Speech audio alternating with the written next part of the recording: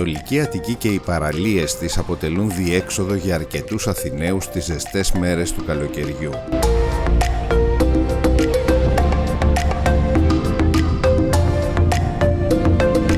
Η Κερατέα διαθέτει ίσως τις πιο ήσυχες παραλίες της περιοχής, οι περισσότερες εκ των οποίων είναι μικρές, αν και τα Σαββατοκύριακα γεμίζουν είτε από ντόπιους είτε από επισκέπτες. Ο κόλπος του δασκαλιού Κερατέας χωρίζεται σε μικρότερους κολπίσκους όπως οι ελιές δασκαλιού και άλλους.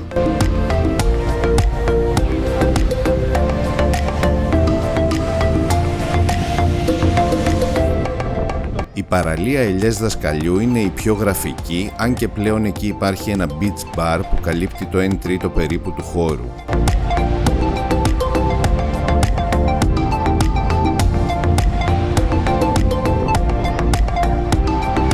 Στη μία άκρη βρίσκει κανείς μερικά χτισμένα σπιτάκια, πιθανόν αυθαίρετα, που δίνουν όμως μία όψη κυκλαδίτικου νησιού.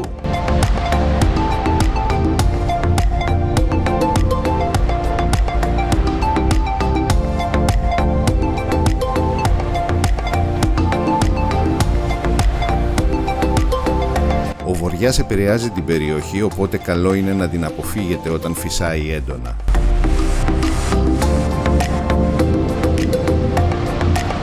Τα Σαββατοκύριακα του καλοκαιριού το παρκάρισμα πιθανόν να είναι πρόβλημα στην περιοχή, οπότε καλό είναι να πηγαίνει κανείς σχετικά νωρίς.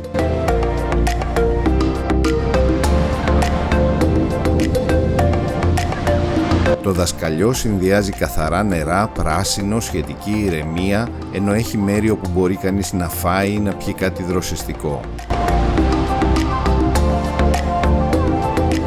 Αν θέλετε μία αλλαγή από τις γνωστές παραλίες, οι συγκεκριμένες αποτελούν καλή εναλλακτική.